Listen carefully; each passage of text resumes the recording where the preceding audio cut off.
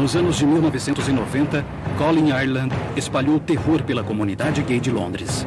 It is one of the most horrific and demanding murder inquiries for years. Em 3 meses, 5 homens inocentes morreriam nas mãos desse assassino frio e calculista. Falou que o homem que tinha matado era gay. Why are you doing this?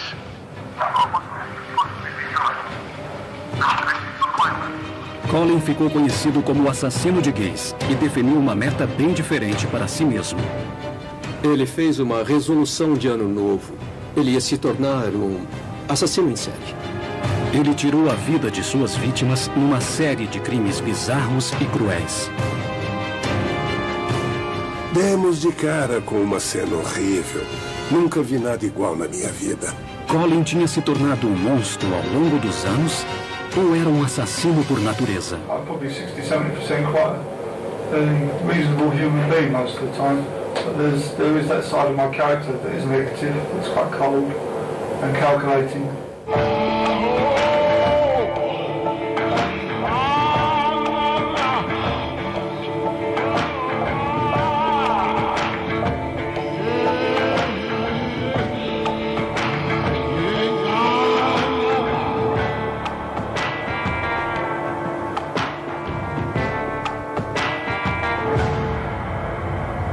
Dementes.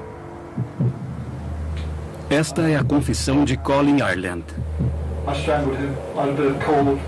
Em 1993, ele matou 5 homens num surto de crimes que deixou a polícia frustrada e levou medo à comunidade gay de Londres. Your advice to the gay community tonight? Yes, quite simple. Be careful. Don't pick up a stranger. Don't go out on one-night stands. It's dangerous. You could be next. Os métodos e as motivações de seus crimes só seriam revelados nessa confissão franca e perturbadora. I went and got a plastic bag from the kitchen, carrier bag, and I stuck it over his head. A vida e os assassinatos de Colin nos permitem compreender a mente de um assassino em série e a jornada de 40 anos que o levou a tomar a pior das resoluções de Ano Novo. It's a destructive element to me that is highly destructive, highly cold, and very cold, and I think in some moods I'm quite happy to burn the world down if it's possible. Colin nasceu em 16 de março de 1954 e sua vida seria marcada por decepções e fracassos desde o início. O pai de Colin não queria se envolver na criação do filho e foi embora antes mesmo de o menino nascer. Ireland nunca conheceu o pai biológico e acho que isso é muito importante. Temos que lembrar que estamos falando da Inglaterra no início dos anos de 1950, onde ter filhos fora do casamento era muito mal visto pela comunidade local. A mãe dele, de 17 anos, tinha sido abandonada sem dinheiro nenhum e acabou tendo que ir morar com os pais na Martha Road, em Dartford. A mãe dele era realmente muito pobre. Por diversas vezes, a mãe de Ireland o mandou para outro lugar na esperança de se juntar a ele em outra ocasião. A impressão que dava é que ela queria muito dar boas oportunidades a ele, que queria dar uma boa vida a ele, mas não conseguiu. A infância de Colin foi uma época triste, assinalada por inúmeras dificuldades, privações e pobreza. Os problemas com o aluguel levavam os dois a se mudar de repente. Acho que ele sofreu muito com isso, sabe? Qualquer criança sofreria. E imagine chegar da escola e descobrir que sua casa não é mais sua casa e que sua mãe teve que mudar para outro lugar. Então, nós temos um jovem cuja infância tinha sido marcada por mudanças, rupturas e também pelo sentimento de inadequação e do que as pessoas falavam sobre ele. Em 1970, aos 16 anos, Colin fugiu para Londres e começou a circular por um fliperama que tinha péssima fama. Hoje, a gente sabe que esse fliperama era um péssimo lugar porque era frequentado por pedófilos que iam constantemente observar os meninos. Eu acho que isso mostra a associação de Ireland com as subculturas do sexo. A maioria dos assassinos em série que matam homens geralmente é gay. A maioria dos assassinos em série heterossexuais matam mulheres. Num caso como este, o próprio Ireland poderia ser homossexual ou ter uma tendência homossexual muito forte, mas não conseguir aceitar esse fato. Ele não quer aceitar isso, então acaba odiando uma parte da sua personalidade. Ao matar esses homens, ele estaria afirmando para si mesmo que não é gay e que não faz parte da personalidade dele.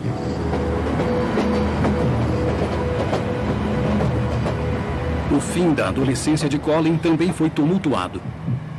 Ele começou a acumular crimes na ficha policial e a passar períodos entrando e saindo de reformatórios e da cadeia. Acho que ele tinha uma ficha com umas 30, talvez 50 audiências, todas relativas a delitos menores. Roubo de carro, assalto a residências, fraude. Não agredia, não estuprava, não cometia assaltos à mão armada. Entre os períodos de reclusão, Colin arrumava diversos empregos, mas não ficava muito tempo em nenhum. Um em particular forneceria uma pista importante em relação a uma comunidade específica que mais tarde faria parte da vida dele. Acho até que chegou a ser leão de chácara numa boate gay. É praticamente impossível afirmar se ele era gay ou não. O que importa é o conhecimento que ele tinha a respeito dos lugares frequentados por gays.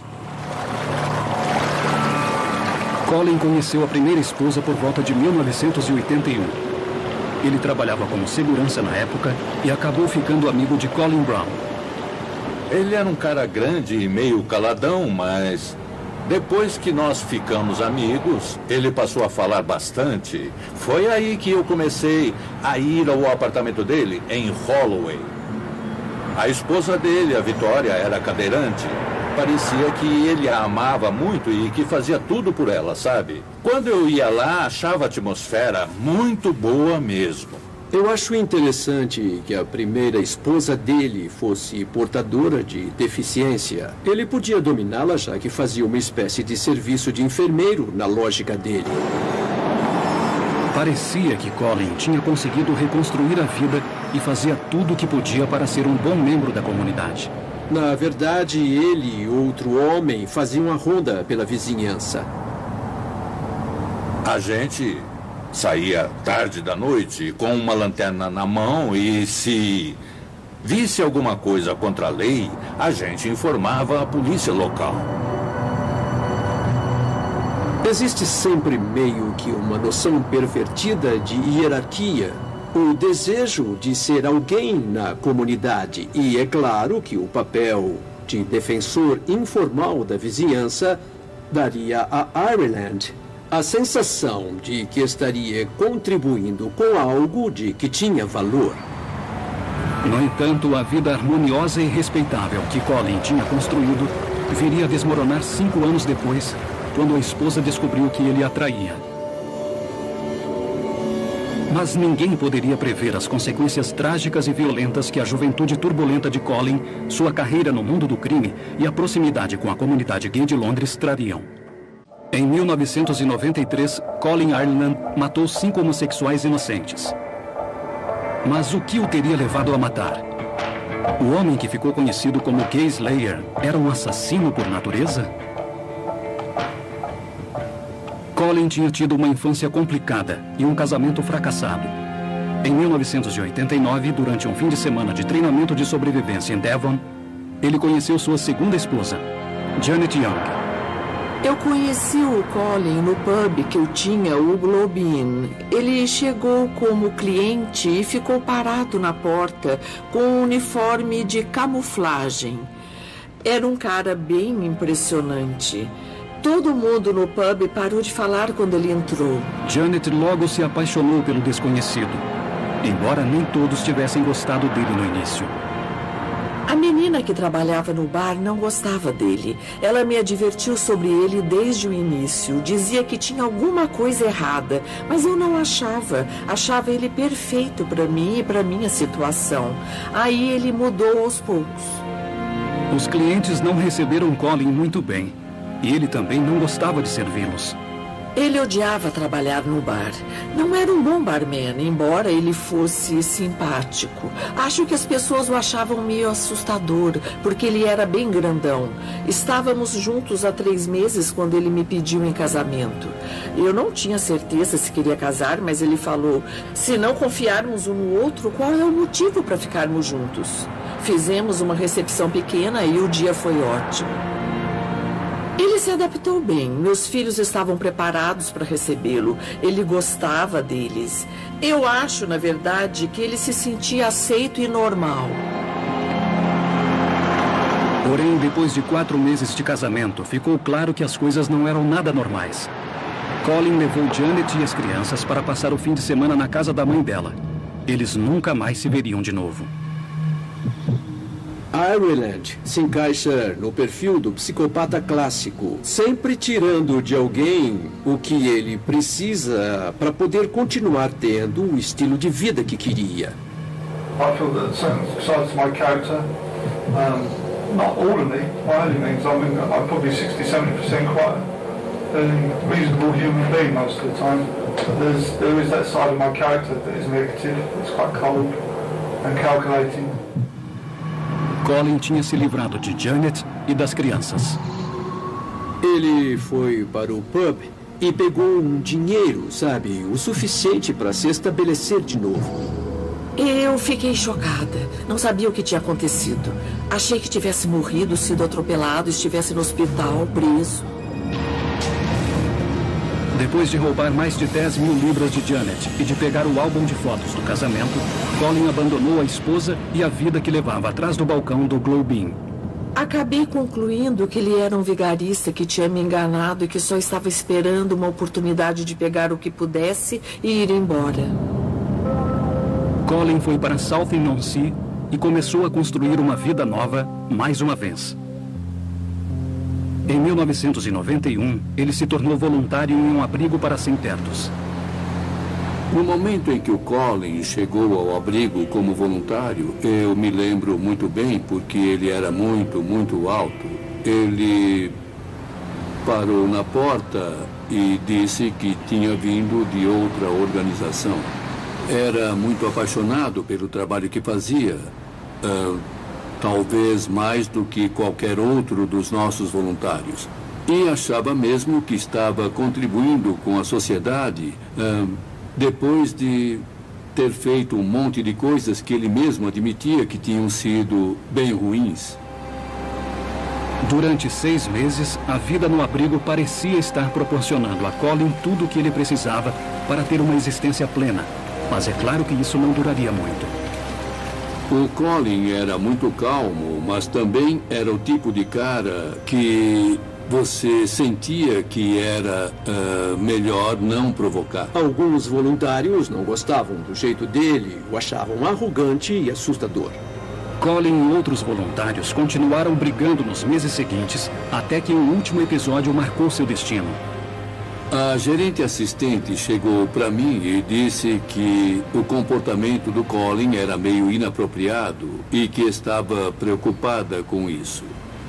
A questão foi levada ao conselho, que acabou decidindo que seria melhor mandá-lo embora. Ele achava que a demissão tinha sido injusta e sem justificativa. Também achava que ele tinha feito algo pela sociedade que não tinha sido devidamente reconhecido. Mais uma vez, ele se vê rejeitado e à margem da sociedade. Para Colin, foi a gota final. Eu acredito que a dispensa do abrigo foi muito importante. Foi parte fundamental no que aconteceu e o influenciou a fazer o que ele acabou fazendo. Para se tornar quem sempre quis ser, Colin teria que tentar uma estratégia diferente. Ele tinha lido um livro do Robert Ressler sobre seu trabalho com assassinos em série. Aí, Ireland resolveu que ia ser famoso, que ia se tornar alguém na sociedade. Foi nessa época que ele fez uma resolução de ano novo. Ele ia se tornar um assassino em série.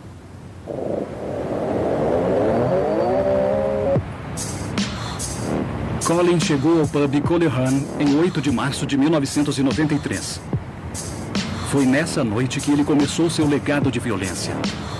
No início dos anos 1990, o Coleraine era muito popular entre a comunidade gay e, em particular, entre os praticantes de sadomasoquismo.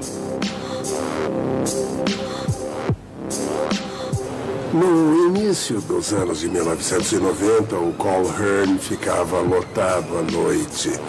E as pessoas que vinham aqui, os clientes se identificavam com inúmeras práticas sexuais que eram apresentadas. Então, era muito fácil para Colin Ireland escolher uma vítima. Havia uma série de sinais. Quem gostava de tal coisa usava um lenço da cor X. Quem gostava de outra usava outra cor. Colocavam num bolso ou no outro. A maioria dos homens heterossexuais não se sentiria à vontade para entrar num bar gay, conversar com o homossexual e o convencer a sair de lá com ele. Teria que se sentir confortável ou ter experiência para fazer isso. O conhecimento dele daquela subcultura funcionou como um passaporte para frequentar certos locais de Londres que eram bem secretos. E é esse conhecimento, esse passaporte, que permitiu que ele matasse tantas vezes uma atrás da outra. Durante a confissão, uma incursão inédita à mente de um assassino em série, Colin descreveu os fatos terríveis que tinham acontecido na noite em que havia torturado e matado uma vítima inocente. I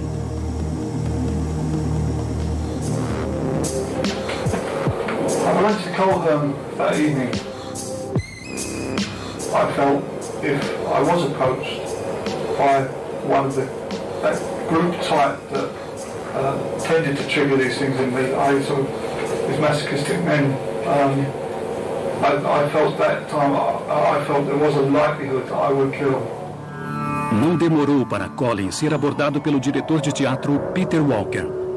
Os dois começaram a conversar e foram juntos para o apartamento de Walker. I went into the flat and I bound him to, I tied him to the bed. Antes de matar Peter Walker, Colin tentou extorquir a vítima impotente. Ele o obrigou a revelar sua senha de banco, queimando os testículos de Walker com um isqueiro. I went and got a plastic bag from the kitchen, carrier bag, and I stuck it over his head.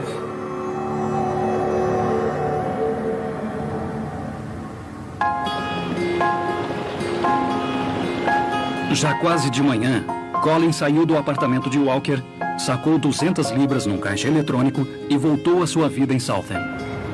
Eu imagino que Ireland deveria estar doido para ler sobre a morte de Peter Walker nos jornais, para ver nos noticiários, tanto nos locais quanto nos nacionais. E é claro que quando o assassinato de Peter não apareceu nas capas dos jornais, não chegou nem a ser noticiado, Ireland assumiu as rédeas e fez duas coisas. A primeira foi telefonar para um grupo de apoio e a segunda foi ligar para o jornal The Sun.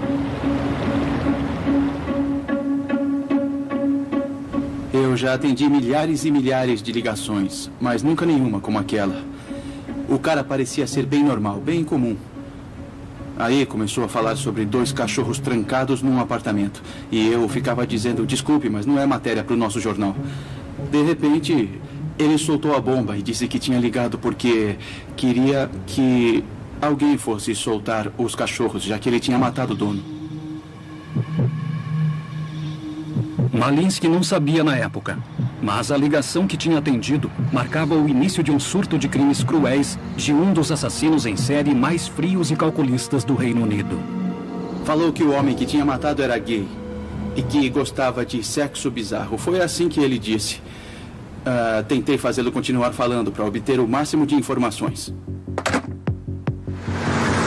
A polícia foi acionada e o investigador Martin Finnegan foi correndo para o local. O zelador abriu a porta. Entramos sem precisar arrombar nada. Os cachorros estavam na sala e o quarto estava todo revirado. Era o tipo de cena que se esperaria de um assalto. Logo ficou claro que o telefonema não tinha sido um trote. O corpo sem vida de Peter Walker estava bem ali. O corpo foi encontrado na cama. E nós sabíamos que ele tinha sido assassinado. O assassino tinha dito outra coisa ao telefone, que tinha amarrado a vítima igual a uma galinha. Foi o que ele disse. Tinha um preservativo no nariz, e um na boca e 2 ursos de pelúcia em cima do peito, arrumados na posição 69. A autópsia revelou que ele tinha morrido asfixiado. Sufocado com o próprio vômito, vimos que tinha sido estrangulado e que as ataduras tinham sido retiradas após a morte. Então estávamos lidando com um assassino bem frio.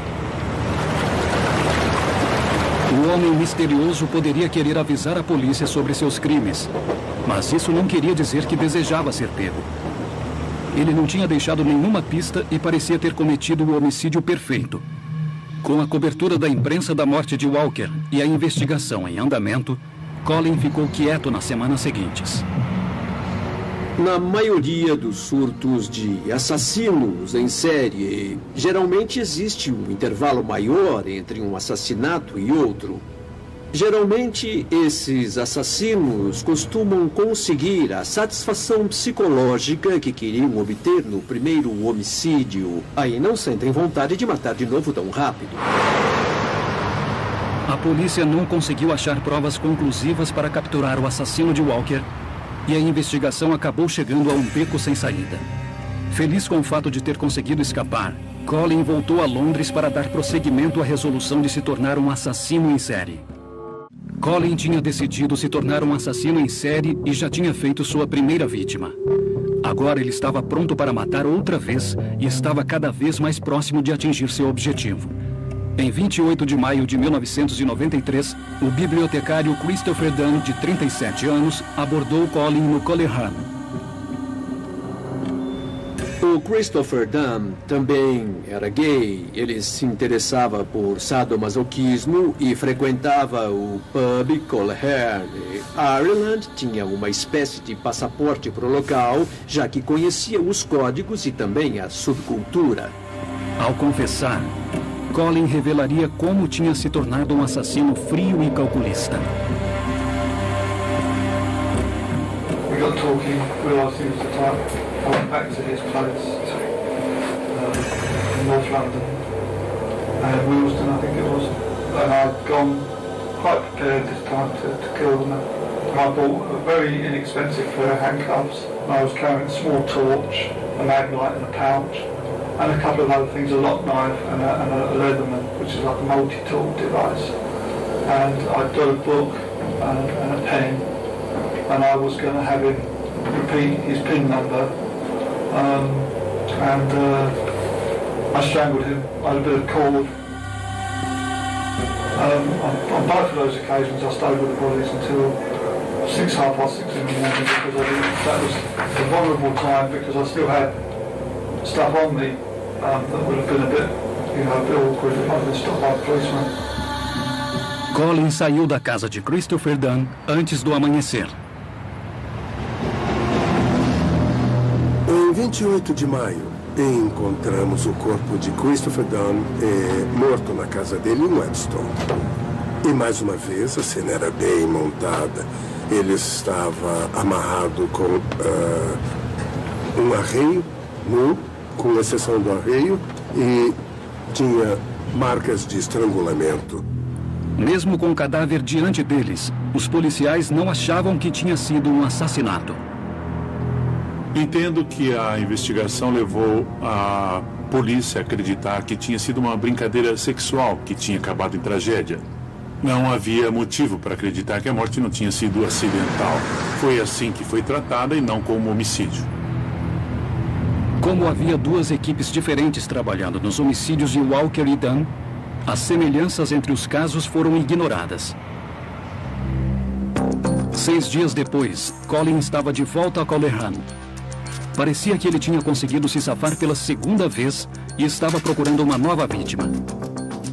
Desta vez, quem chamou sua atenção foi Perry Bradley, de 33 anos. Ireland teve que convencer Bradley Ele teve que convencê-lo a deixar que ele o amarrasse. We went back to the flat, and I don't think he was so much into the S&M, but I said I had to. So it's going to be a long night. I suggest you get some sleep if you can. And I just sat and listened to the radio, and he actually went to sleep. And while he was asleep, I throttled him with the noose, and he hardly struggled. Mais uma vez, Colin passou a noite sentado com o cadáver. I think that affected me mentally to quite a degree.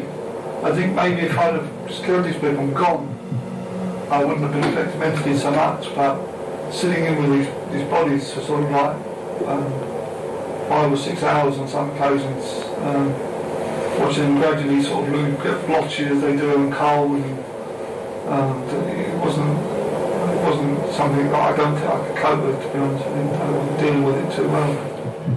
Com a intenção de cometer o homicídio perfeito, Colin tinha muito cuidado com as cenas dos crimes. Durante a confissão, ele revelou como tinha recriado a cena de uma série policial de TV. Got this one off the bill, and that was taking the batteries out of the torch and wiping prints off the gloves and putting them back in with gloves on. You ought to ban that program. Quando Colin Ireland saía da cena do crime, levava tudo o que havia tocado com ele. Ele não deixava sangue, sêmen, cabelo, fibras digitais.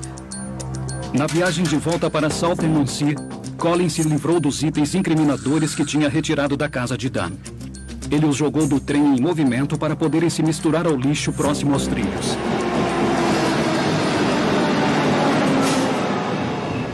Colin estava realizando sua resolução de ano novo. Estava se tornando um assassino em série bem rápido, o que na cabeça dele o catapultaria para um mundo de fama e celebridade. O Colin me ligou depois de sair do abrigo e perguntou se ele podia tomar um chá comigo de vez em quando para não perdermos contato. Contou a mim e a minha esposa na época que estava fazendo treinamento de sobrevivência nos fins de semana. Depois a gente descobriu que era mentira. Que ele estava indo para Londres para matar pessoas. No dia 7 de junho, apenas 3 dias depois do assassinato de Christopher Dunn, Colin fez outra viagem de trem de Southend para Londres. Lá ele foi direto para um local familiar, o Coleraine. O fato de Colin Ireland voltar ao Coleraine mostra como estava confiante de que ia conseguir escapar de novo. Ele tinha descoberto uma fórmula, tinha identificado o estilo de vida secreto dos clientes que frequentavam o pub e ele tinha certeza de que sua abordagem estava funcionando. Andrew Collier, de 33 anos, se aproximou de Colin. Os dois começaram a conversar e logo foram para o apartamento de Collier, onde Colin montaria uma cena extremamente bizarra.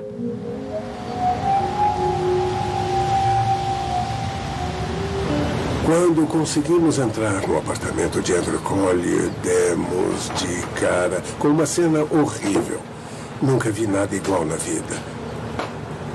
Andrew Collier estava deitado de costas, com o gato em cima do peito, estava nu e tinha 2 preservativos na boca.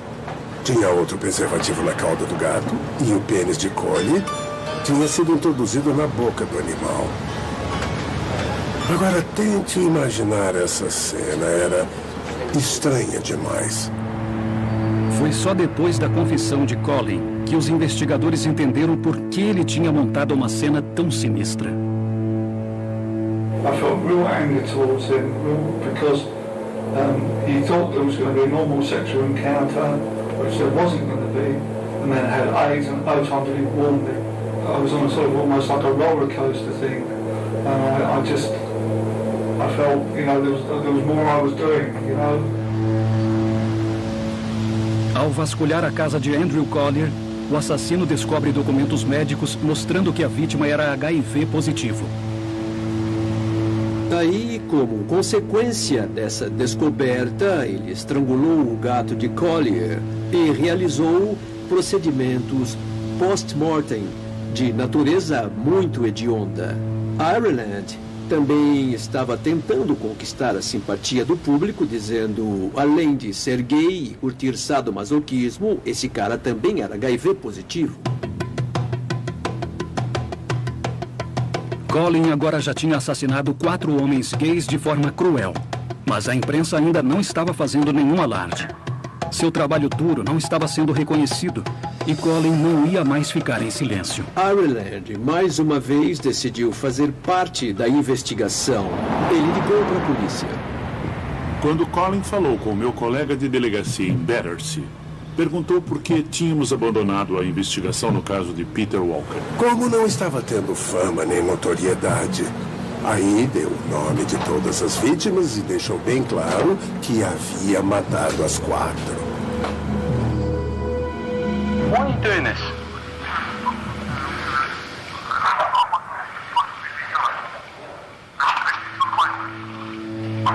But why in particular homosexuals?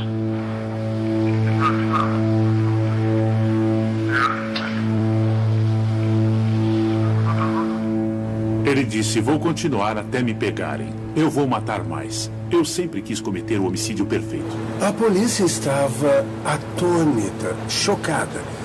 O inquérito ganhou proporções colossais. Assim teve início uma das maiores investigações policiais da história recente.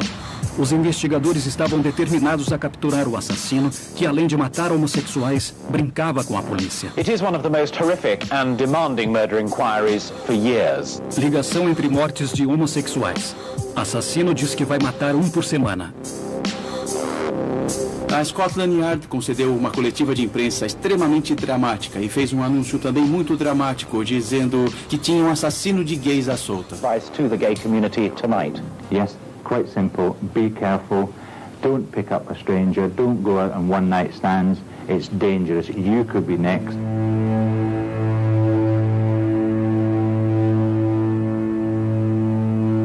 Em meados de junho de 1993, apesar dos esforços policiais, Colin atacou novamente.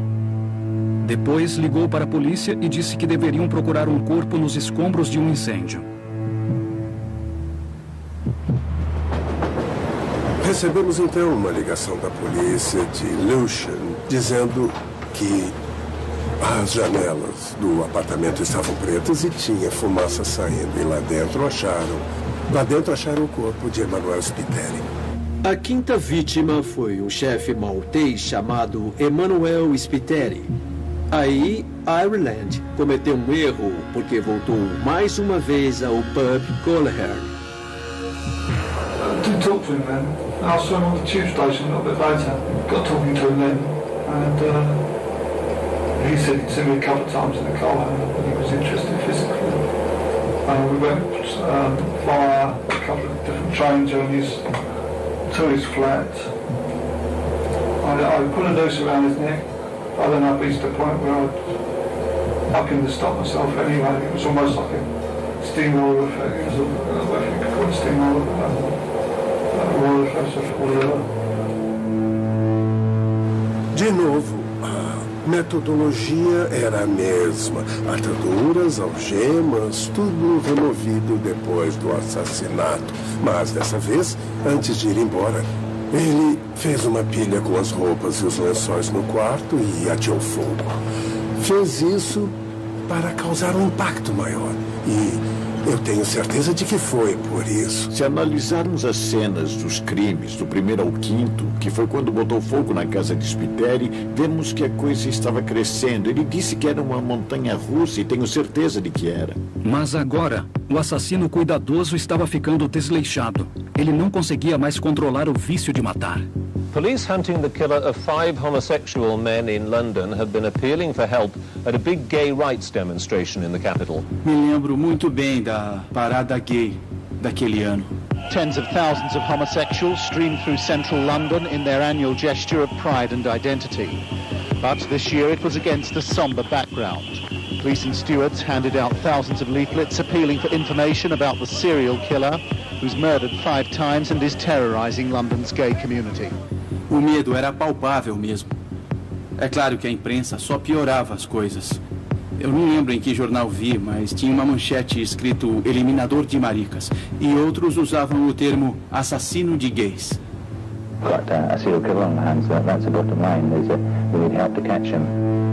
A comunidade gay estava em alerta máximo, mas apesar da grande caçada policial, Colin continuava solta. No início de 1993, Colin Ireland fez uma resolução de ano novo sinistra. Ele se tornaria um assassino em série. 6 meses depois, já tinha matado 5 homens em Londres e conseguido escapar da grande investigação policial para capturá-lo.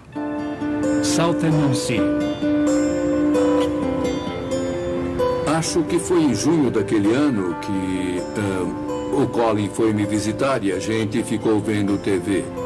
Estava passando uma matéria sobre os assassinatos em Londres no noticiário.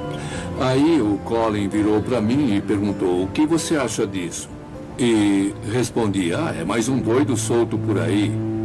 Não tinha ideia de que era ele. Londres.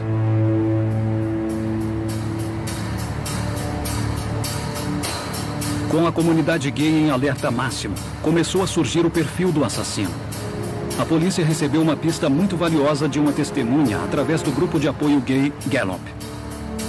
Ele contou o que tinha visto na noite em questão em que Spiteri tinha morrido. Falou que estava em Charing Cross quando viu os dois juntos, que eles entraram num vagão e que tinha 2 meninas lá dentro também. Aí as testemunhas que estavam no metrô que ia de Charing Cross para Reader Green nos forneceram um excelente retrato falado e uma ótima descrição de Spiteri e Ireland. Com as informações das testemunhas, a polícia agora sabia o trajeto que Colin e Spiteri tinham feito até o apartamento da vítima. Eles logo conseguiram uma imagem de uma câmera de segurança de Spiteri com um homem bem alto. A imagem e o retrato falado foram divulgados imediatamente. Richard Higgs, antigo colega de Colin, se lembra do comportamento estranho do amigo em sua última visita. Ele chegou lá em casa de noite, acho que era domingo à noite. Estava muito nervoso, agindo de forma muito estranha. E a gente ficou bem confuso com aquilo, bem pouco à vontade, e queria que ele fosse embora dali. Aí dei uma carona para ele até o lugar onde morava na época. Ele ficava falando na terceira pessoa, muito esquisito, sussurrando e resmungando. Era muito ruim ficar perto dele, a gente só queria se afastar, basicamente. Colin começou a entender que não demoraria muito para alguém reconhecê-lo por causa das imagens divulgadas na imprensa e decidiu agir. A essa altura, acho que Colin Ireland começou a ver o que ia acontecer. Então, ele entrou em contato com a polícia através do advogado. Ele preparou uma declaração dizendo: sim, era eu que estava com Spiteri. Fui ao apartamento dele em Reader's Green, mas tinha outro homem lá. E como eu não queria fazer sexo a 3, dormi na entrada de uma igreja e voltei para Southend. Aí então mandamos uns policiais correndo para lá para prendê-lo ainda no escritório do advogado. Finalmente, a polícia acreditava que tinha detido o homem certo. Mas Colin achava que os investigadores não tinham nenhuma prova. Ele não abriu a boca. Ficou olhando para mim, impassível, o tempo todo. Era muito, muito irritante. A única reação que teve foi quando falei que tínhamos encontrado uma digital dele no apartamento de Colin. Colin tinha cometido um grande erro no assassinato de Andrew Collier. Em algum momento na noite do homicídio de Collier, houve uma confusão do lado de fora. Colin tinha ido até a janela para ver o que estava acontecendo e deixado sua impressão digital. Foi aqui que o tumulto aconteceu. Colin e Ireland foram até a janela para ver e foi aí que Ireland deixou a digital que a polícia encontrou.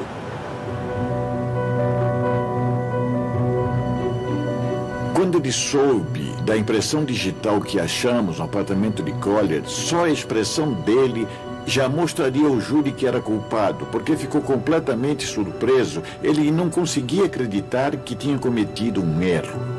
Enquanto estava detido, Colin avaliou sua situação. Ele achou que tivesse tomado todo o cuidado para não deixar nenhuma prova. Mas a digital no apartamento de Andrew Collier botava tudo a perder. A polícia iria indiciá-lo pelos homicídios de Andrew Collier e Emanuel Spiteri, mas poderia não ter provas suficientes para acusá-lo pelos outros 3.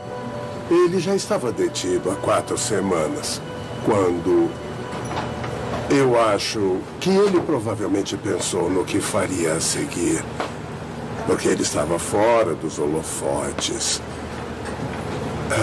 E ele não tinha o rótulo de serial killer, porque só foi acusado de 2 crimes. E isso não era o que ele queria. Assim ele disse aos policiais, ele disse à polícia que queria confessar os 5 crimes. Aí conseguiu o rótulo de assassino em série. Colin começou a fazer uma confissão sincera e assustadora. Ele era o responsável pela morte de 5 integrantes da comunidade gay de Londres. Ireland era extremamente narcisista. Ele queria crédito pelos crimes e se orgulhava do que tinha feito, como muitos assassinos em série. Eles ficam satisfeitos com o que fazem. When this comes to trial, any judge worth his salt is going to find me guilty and he will imprison me. And by doing so, allow me to not offend again for some time. Ireland só confessou porque queria atingir aquela meta que tinha estabelecido na virada do ano de 1992 para 93, a resolução de Ano Novo, que era ser famoso.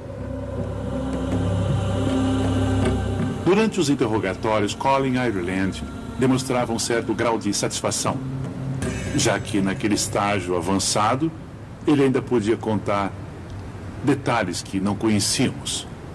Só ele poderia nos explicar tudo. E acho que isso fez com que se sentisse importante, realizado e talvez até superior. No tribunal, no dia 20 de dezembro de 1993, Colin se declarou culpado pelo homicídio dos 5 homens. A serial killer who preyed on homosexuals has been jailed for life for murdering 5 men in London earlier this year. The judge recommended that he never be released, saying, "To take 1 human life is an outrage. To take 5 is carnage." O que havia levado Colin Ireland a matar? Justo ele, um homem que havia vigiado as ruas da vizinhança e sido voluntário em abrigos.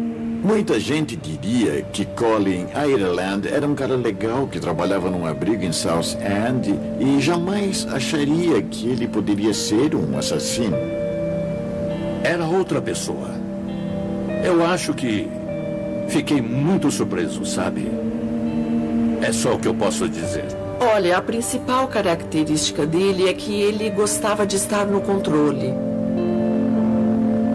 Se analisarmos os assassinos em série, algumas características comuns são a solicitude e a gentileza. Eles simulam um comportamento que sabem que o mundo espera que eles tenham. Eu já pensei se Colin Ireland seria um assassino por natureza ou então um produto de uma infância muito difícil. Deve ter acontecido algo 1 ou 2 anos antes para essa ideia passar pela cabeça dele para dizer, eu vou matar. Na verdade, ele tinha uma meta que muitos assassinos em série têm, que é ter status. Independentemente da motivação por trás dos assassinatos cometidos por Colin, até ele concordou que era um perigo para a sociedade.